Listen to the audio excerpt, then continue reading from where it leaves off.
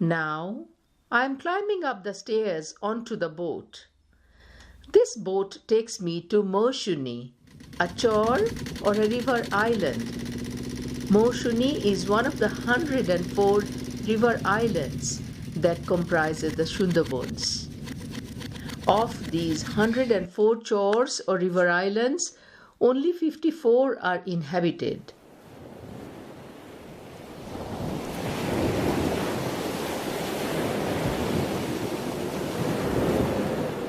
বিস্তীর্ণ দুপারে অসংখ্য মানুষের হাহাকার শুনেও নিঃশব্দে নীরবে ও গঙ্গা তুমি ও গঙ্গা বইছ কেন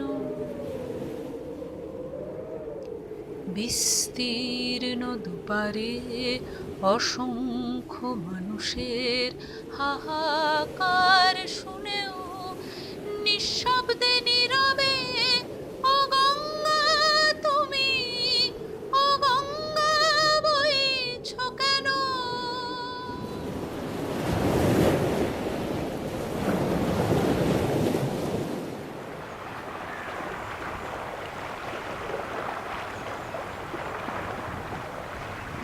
But before Moshuni, I went to Narayanganj, near Namkhana, to see for myself how the waters have been rising and what damages they have caused. During the monsoon high tides, the courtyards of homes are flooded. Shikha wades through the water to take me to the water's edge of her village.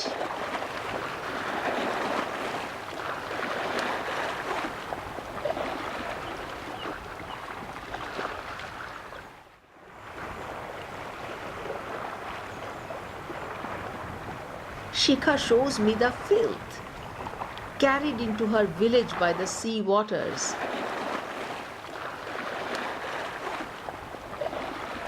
She pointed to the remains of her old house that had been washed away by the river. Nowhere to go, her family built another house beside the embankment. Sadly, even that house was washed away by the river.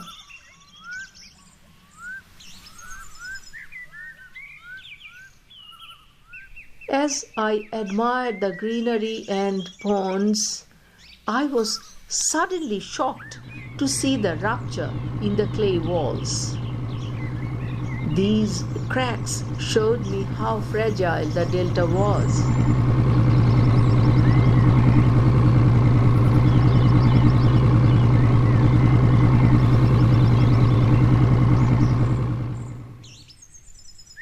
I went to meet Uttara in another village nearby. She took me to the embankment past a large earth mover that had been brought to rebuild the embankment. Due to the heavy monsoons, it lay idle in the waterlogged land.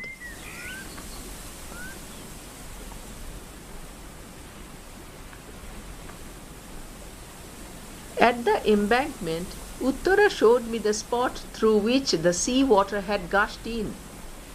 She said that the embankment, which was once a protector, had now become a problem. It is an impediment now as it stops the water from flowing out of the flooded agricultural fields. Next, Uttara took me to her hut, where there was a small fishing boat. She told me that apart from using the boat for fishing, they kept it there as a transport for a quick getaway. When the floodwaters rise and enter their home, then the boat becomes their only refuge.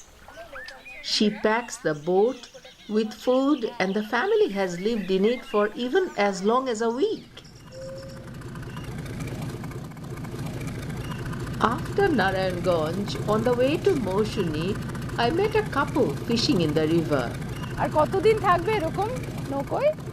When they come into the river for fishing, they stay in the boat only for a day, she told me.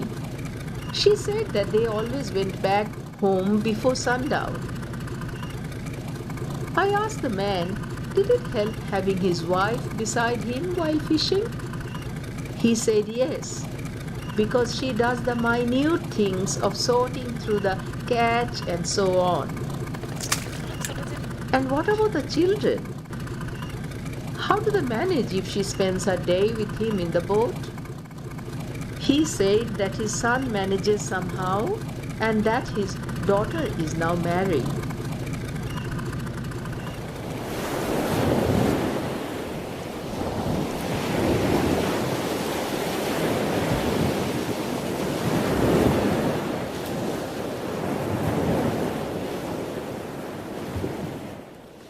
Sometimes I feel as though nature and human beings are engaged in a strange game in Sundarban. If nature moves one step forward, people step back, and then people step forward and nature steps back. And this embankment is a metaphor of this continuous game that human beings are playing with nature. This particular embankment that I am standing on now was built only a month ago. It's made of clay. Other embankments made of concrete have been breached time and again.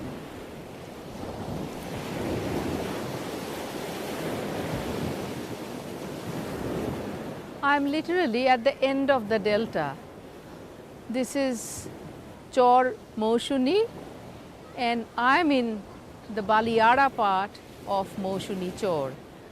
An embankment used to protect this village, most of which is fishing community. A couple of years ago, that embankment breached. Embankments, as you know, protect the Sundarbans. It has been the curse of Sundarbans at the same time. The rivers that bring the enormous quantities of silt that built the Sundarbans cannot now put that silt anywhere because of the embankments that protect the land from the rivers.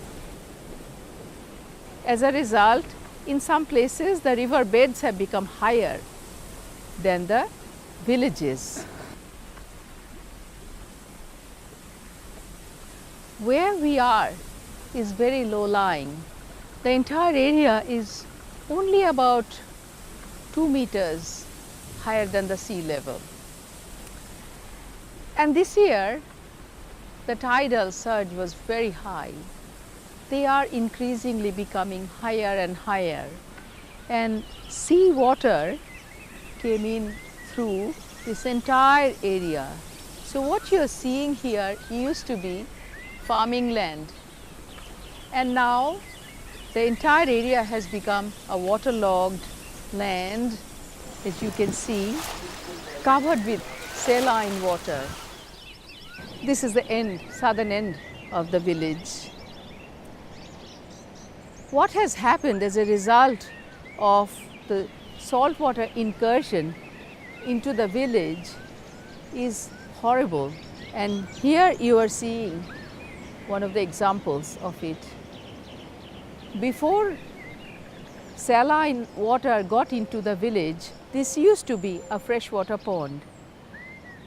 Children used to jump in it, swim in it, play in it, and women used to collect household water from here. This was also their social meeting point, a place where women gathered. And today you see this horrible sight.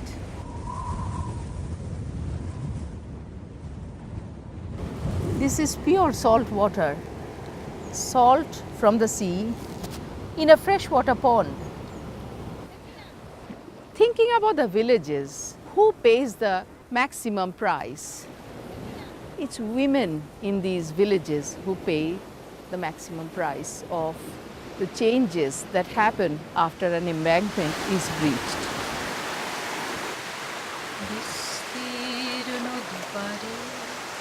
অসংখ্য মানুষের হাহাকার শুনেও নিঃশব্দে নীরবে ও গঙ্গা তুমি ও গঙ্গা বয়েছো কেন?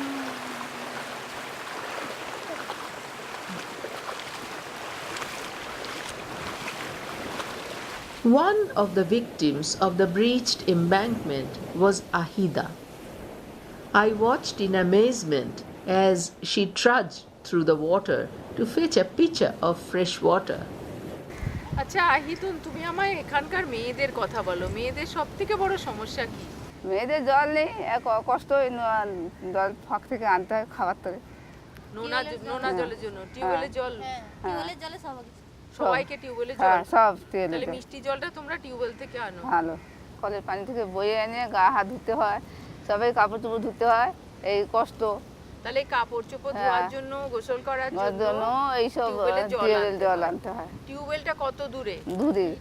Most importantly, all water sources in the village, they become saline, and women whose responsibility is to collect water, they then have to trudge to the nearest tube well, which can be as much as 10 minutes away. A fair distance. They have to walk to collect 10 to 20 buckets of water every day for washing and cleaning, for drinking, and for washing the utensils. So the entire households depend on the supply of sweet water or fresh water that is brought by women. In a way, women are paying the maximum price for climate change that's affecting Sundarbans.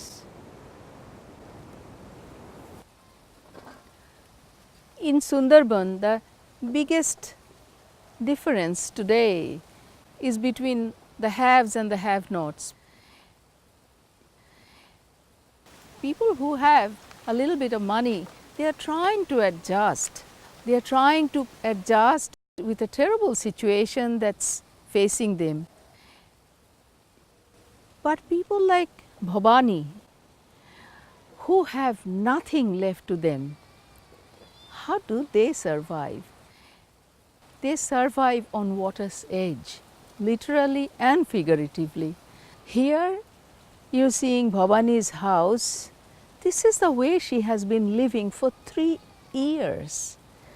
It's a house made of bamboo and polythene sheets and built on stilts. Is this a way to live? Where will she go? The next destination is out of Sundarban, leave Sundarban and go to a city to work as a daily wage laborer or a domestic help.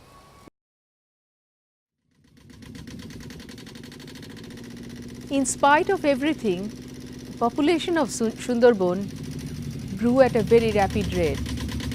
From around 1.5 million in 1951, just after India's independence, today there are around 4.5 million people living in Sundarban. And what's more, the density of population is also very high. As a result of that, each cyclone, each flood event, each tidal surge takes many more lives than anywhere else in the world. This has led to a growing awareness amongst organizations about the need to protect the people. And what they have provided is, amongst many other things, is flood shelters like this one. The building behind me, as you can see, is standing on stilts, and it's raised above the highest level of flood waters. The building also has a hand water pump which is located on the first floor. Climate change is a reality in Sundarbans. It's happening. River banks are eroding, sea level is rising, salty, saline sea water is destroying people's farmlands. So what do people do when a rich agricultural land gets destroyed by saline water? Here you see people are using it for fish farming. People make do with whatever little they have now.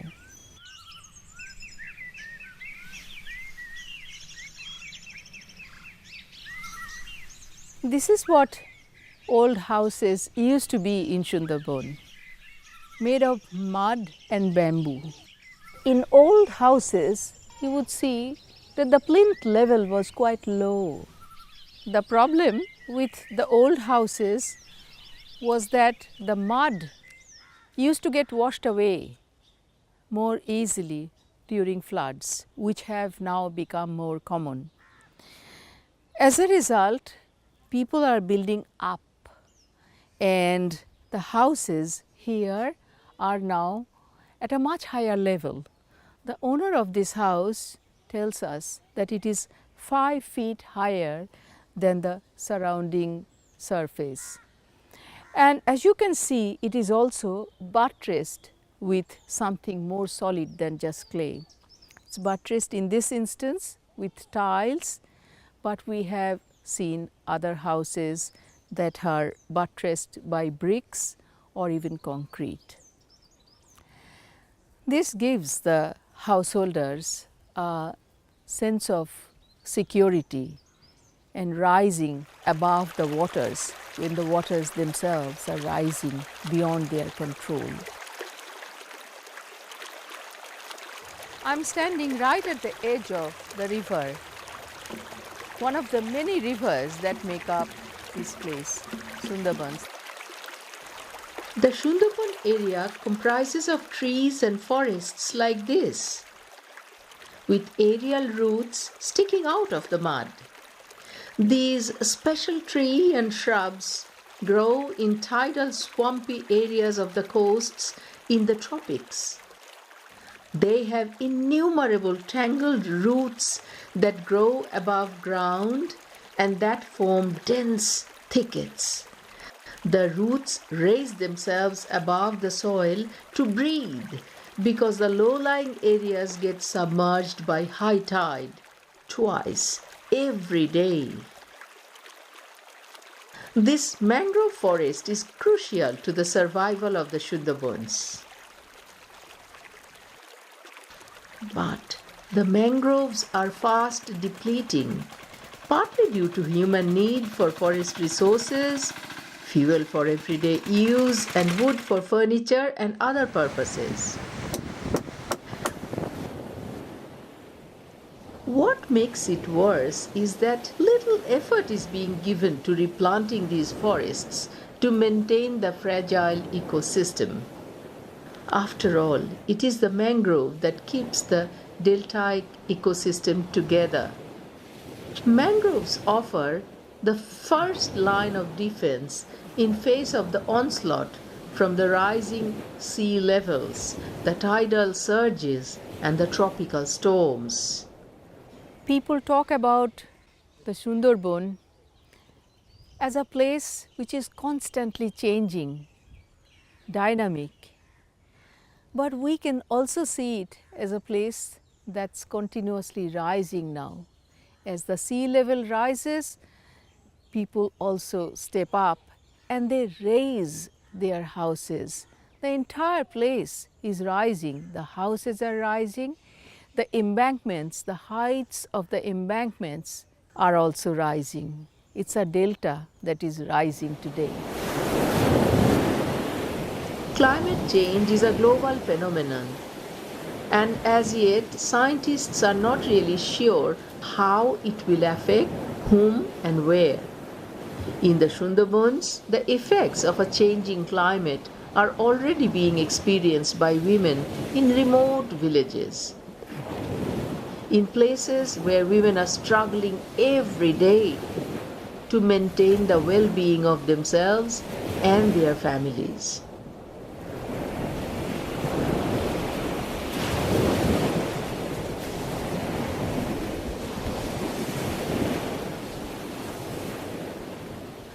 Yet, as we could see, the effects of a changing climate are not entirely destroying women of the Sundarbans. They remain indomitable in their spirit to survive, to fight back, and to keep the families going.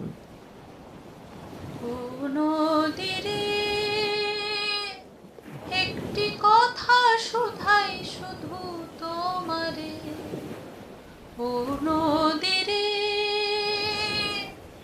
একটি কথা শুধাই শুধু তোমারে, বলো কোথায় তোমার দেশ, তোমার নেই কি চলার শেষ, ও নদীরে একটি কথা শুধাই শুধু তোমারে, বলো কোথায় তোমার দেশ, তোমার নেই কি চলার শেষ, ও নদীরে